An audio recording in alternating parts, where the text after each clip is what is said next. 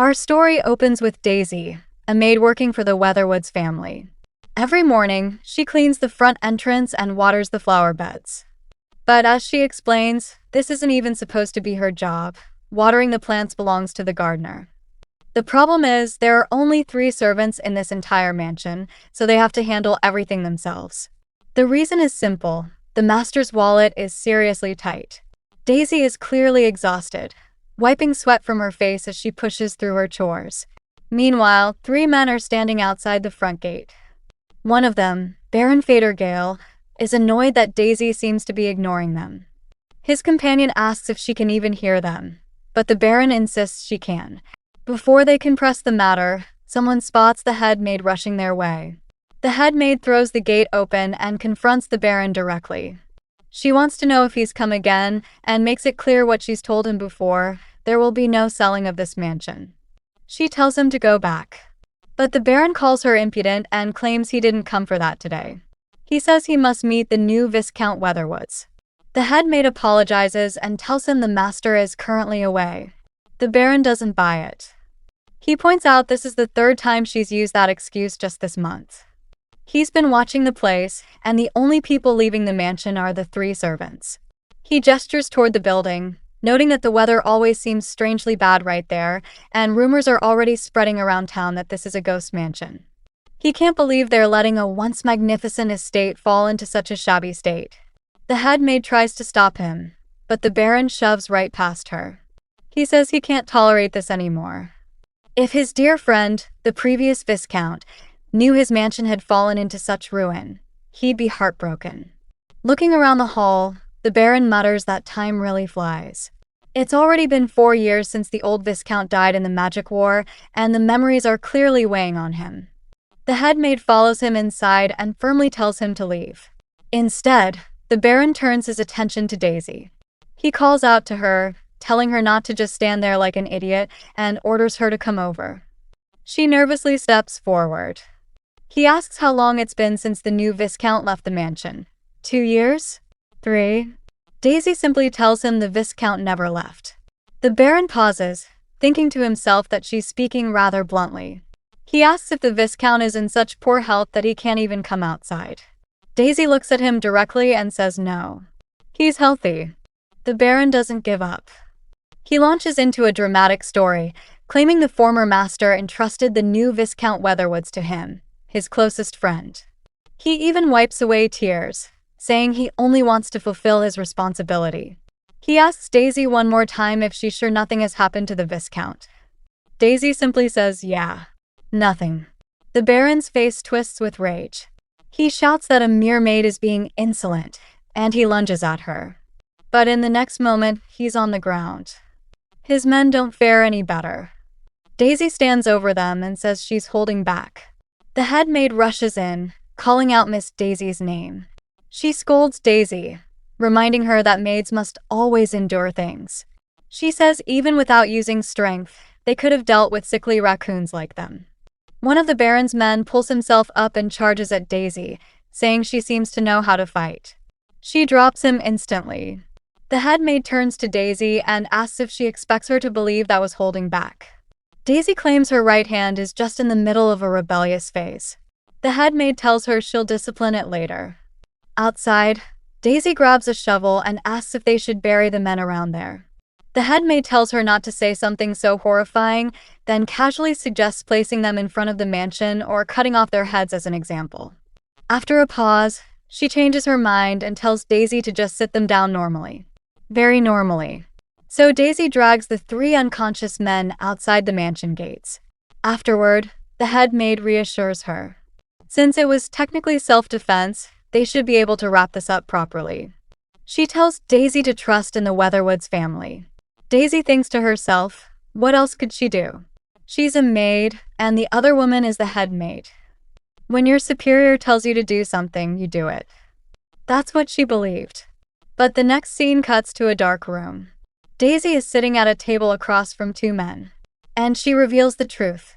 They say another name for a maid is hardship, and in the end, she was sued by the Baron for assault and intimidation. The story flashes back to a few days ago. Daisy Pago is being interviewed by a middle-aged woman wearing glasses and holding a red feather quill. The woman calls candidate number 38 to come in. When Daisy enters the room, she remarks on her beauty before asking for her name. Daisy introduces herself as Daisy Pago. The interviewer is immediately taken aback by her surname, noting that it is the same as Andert Pago, the hero of the Magic War. Daisy quickly brushes it off, saying it is a common name. The interviewer continues with the formalities, noting that Daisy's family consists of one younger brother, and her height of 170 centimeters is quite tall for a woman. She tells Daisy that this will be an advantage for the job she applied for. When asked why she wants to become a maid, Daisy gives a blunt and straightforward answer: money. The interviewer nods at the response, then asks what kind of employer she is looking for. Daisy's reply is unexpectedly dark. She says she wants a mansion so harsh and dreadful that two people could be working together and not even notice if one died. She wants a cruel employer who squeezes every last drop out of their workers. The interviewer looks completely confused. But Daisy adds that it sounds just right for her purposes. The interviewer suddenly gets excited, telling Daisy she is very lucky. She explains that she has secured a position at a mansion located in the bustling district, one of the most prestigious noble families in the empire. She hands Daisy the address. However, the interviewer has one final request. She asks Daisy to last at least 1 week before quitting, just so she can get her referral fee. Daisy arrives at the Weatherwoods estate. Looking at the massive, overgrown iron gates, she thinks to herself that it looks like a demon might come out of it, and even the bell seems to be broken. Unsure of what to do, she decides to wait. After an hour passes, she grows impatient and grabs the metal bars, shaking them vigorously. She figures that if she makes enough noise, someone will eventually come out. Her plan works. The head maid finally appears and opens the gate, apologizing for the delay. She confirms Daisy's identity and introduces herself as the head maid of the Weatherwoods estate. She tells Daisy that normally maids are not allowed to use the front gate or entrance, but in this estate, she can use them however she likes, though she asks her not to shake it like that. She then asks if Daisy has any luggage. Daisy mutters a quiet, The head maid promptly corrects her, reminding her that a proper reply should be, "No, I don't." Daisy corrects herself. The head maid provides the rules of the estate. The owner is Viscount Weatherwoods. The current staff consists of Daisy, the head maid, and a cook and gardener who will arrive in 4 days. The salary is paid on the 1st of every month, and the working hours are from 6 in the morning to 7 in the evening. She escorts Daisy to her room, which is surprisingly large for a maid's quarters. She tells Daisy to rest for a bit, change her clothes, and come to the first floor entrance. Before she leaves, the head maid gives one strict final warning. She tells Daisy that there is one thing she must remember. She must never enter the master's bedroom.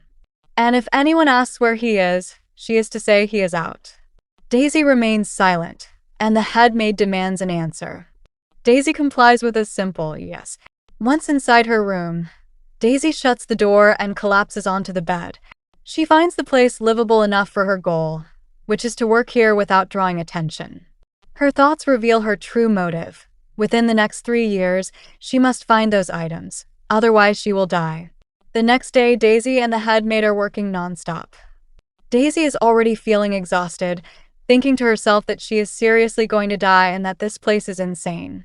The head maid compliments her, saying that things go much faster with 2 people and that Daisy is strong and quick-witted.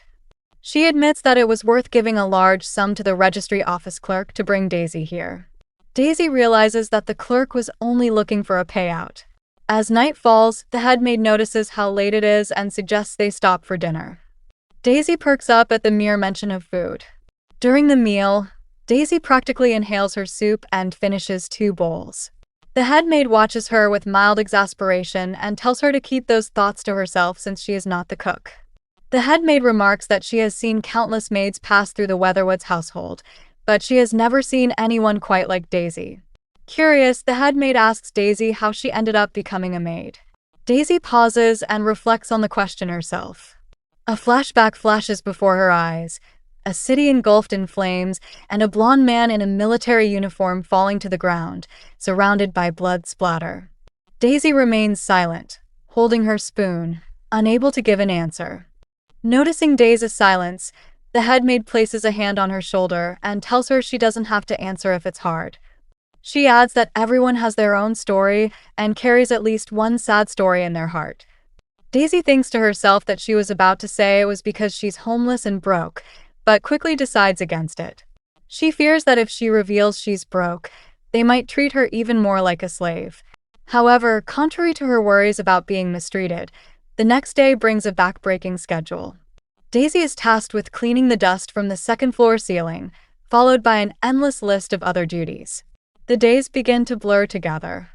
After dinner, she closes her eyes for just a moment, and when she opens them, it is already the next day, or rather, the day after that. The exhaustion is so severe that she imagines herself as a cow forced to carry the weight of her chores, with heavy stones labeled cleaning the first floor, wiping the second floor, and organizing the basement strapped to her back.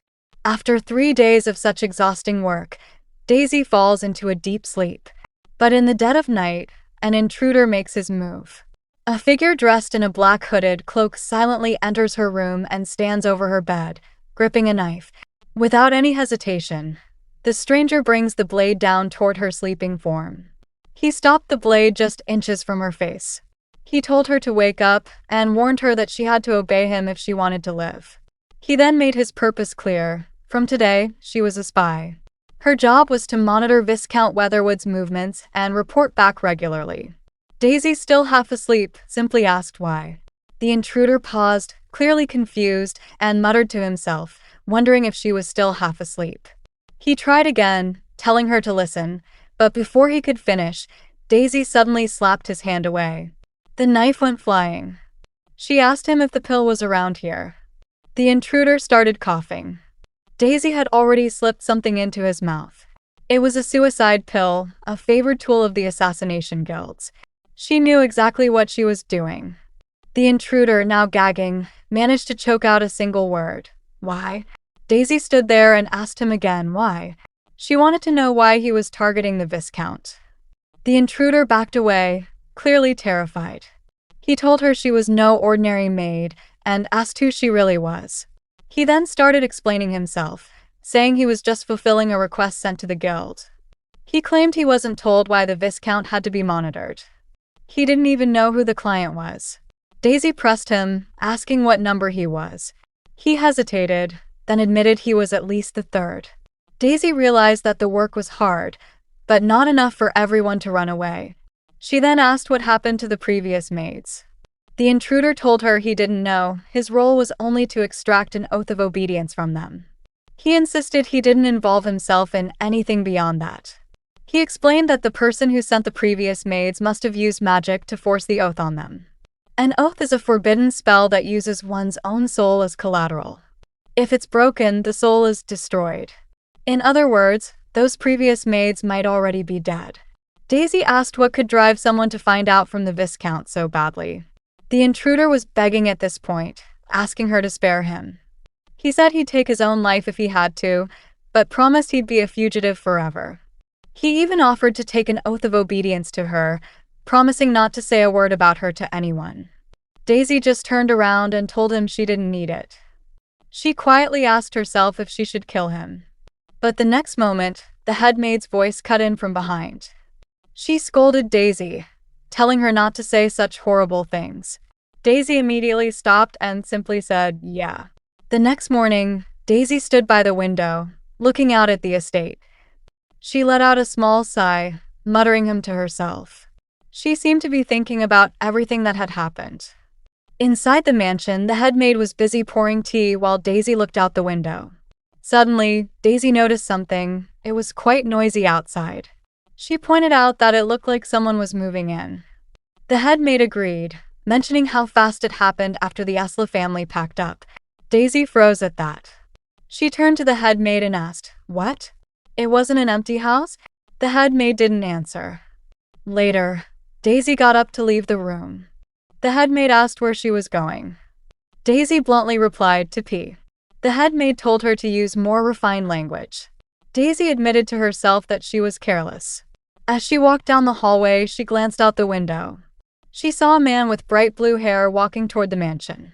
Daisy froze. She immediately recognized him. It was the same guy from last night. She couldn't believe it. She asked herself why he was acting like that. She stared at him from the window, and in that moment, the blue-haired man looked directly up at her. Daisy panicked. Did he actually sense her gaze from this distance? She told herself that this guy was no ordinary person. But then she shrugged it off. It couldn't be helped. She would just give up on the assassin guy and completely forget about everything that happened yesterday. The next morning, Daisy headed outside to start her chores. But when she reached the front entrance, she was met by a man in a formal suit. The blue-haired man greeted her with a warm smile. He introduced himself. He was the gardener and cook who would be starting today. That was the first meeting between Lou and Daisy. After their first meeting, Daisy wasted no time voicing her suspicions to the head maid. She told her directly that Lou needed to be fired. The head maid paused, asking who she was talking about. Daisy clarified she meant Mr. Lou. The head maid pointed out that he was certainly not an ordinary man in many ways, but Daisy argued that was exactly why he was dangerous. She insisted they fire him. The head maid told her it wasn't good to judge people so hastily. She then reminded Daisy that she was just as unique as Mr. Lou and told her to take her own advice. Daisy thought to herself that no matter how she looked at it, he was blatantly, insanely suspicious. But she couldn't deny one thing: he was incredibly beautiful. Even his bizarre blue hair looked dazzling, thanks to his perfectly harmonious features. Just looking at him felt like a mental assault. Lou introduced himself again, asking how he should address her. The head maid told him she could just call her the head maid. She then struggled to find the right words, telling him he was the chef and gardener. Lou nodded politely, saying he understood. But then he made a very strange comment. He told them it must be hard to believe that someone as blindingly beautiful as him would be working as a chef at a dying manor, or managing a garden that looked like a trash heap. He said they had to accept it, because it was the truth. The head maid was visibly flustered, but Daisy just stared at him with a flat expression. Lou then turned to Daisy and asked for her name. She simply replied, Maid.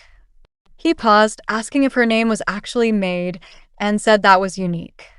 He told her he looked forward to working with her, before deliberately calling her Miss Maid the maid. Later, as the two maids stood together, Daisy thought to herself that the only thing suspicious about Lou was his handsome face. She felt the head maid was far too naive. She recalled that the assassin she caught at dawn was already by Lou's side the night before. And on top of that, Lou lived right across the street from the Weatherwoods manor. She was convinced he was clearly a spy sent to monitor Viscount Weatherwoods. Just then, the head maid turned to her and called her name. Daisy flinched. The head maid pointed at the window and told her to wipe the handprints off the glass until they were spotless. Daisy was annoyed, but she had no choice. As she started scrubbing the window, Daisy ran through her options in her head. No matter how much she thought about it, both Lou and the assassin seemed to be cooperating. But she couldn't tell the head maid about any of this. If she did, the head maid would ask how she knew, and Daisy would look suspicious too. Then she might end up getting kicked out of even a weird house like this. Besides, the head maid was already a true slave to capital. She had completely fallen for Lou, who had offered to work for half pay and renovate the garden with his own money. Daisy realized that money was a dangerous thing. It had made the head maid turn a blind eye to a spy who threatened the master's daily life. Daisy thought that at times like this, she should just have a physical talk with Lou to make him spill his guts. She went outside to confront him directly. Lou was kneeling in the garden, and without looking up, he asked if she had something to say. Daisy asked him who he was. Lou stood up and casually reminded her that he'd already told her his name was Lou. He then called her Miss Maid the maid again. Daisy corrected him. She said she wasn't asking for his name. She was asking who he really was. Lou smirked. He asked if that meant she wanted to get to know him on a deeper level. Daisy's eye twitched with irritation. She told him they weren't at that stage yet and demanded that he stop playing coy. She wanted to know why he came here. Lou leaned in close, getting right in her face. Daisy didn't back down. He smiled and told her it was simple, he was a fan of hers. Daisy's face instantly cringed in disgust. Lou then added that he found some pervert tied up in his house last night. He said he was quite impressed by the way she boldly locked up a complete stranger. Daisy asked if he was saying that was the reason he entered the manor. Lu laughed and said, "Of course not." He immediately cupped his hands around his mouth and shouted for the head maid. He accused Daisy of slacking off and hitting on him. Daisy was furious. She thought to herself that he wasn't just suspicious, he was despicable. And how petty of him to bring up the head maid like that. The head maid came out and called Daisy's name. She said she heard someone mention slacking off. She added that hard work makes dinner taste better. Daisy just stood there in silence. That night, she worked her tail off, but when she finally sat down for dinner, the food still tasted like garbage. Cutting back to the present, we see Daisy and the head maid sitting together in a dark room. Daisy is wondering what happened with the lawsuit. She gives the conclusion first. The Baron dropped the charges. The head maid tells Daisy to forget about her background check. It's out of their hands now. Daisy mutters that there are more than a few things weighing on her mind, but the biggest problem is still Lulu, wearing a straw hat, approached her in the garden. He asked a very blunt question. "Did you kill the Baron?" Daisy countered, asking if he buried him. Lu shook his head. He told Daisy she must not say such things in public. Then he brought up the proper way to handle a life debt. He acted out a dramatic speech, saying that in times like these, a person should say, "You helped me, sir. I shall carve this day into my very bones and never forget it until the day I die. As a token of my gratitude, I shall become your slave. Please, master, let me lick your feet." He then asked Daisy if she wanted to try it. He leaned in and grabbed her shoulders. Before she could react, he pulled back. He grinned and told her that this guy already took care of it.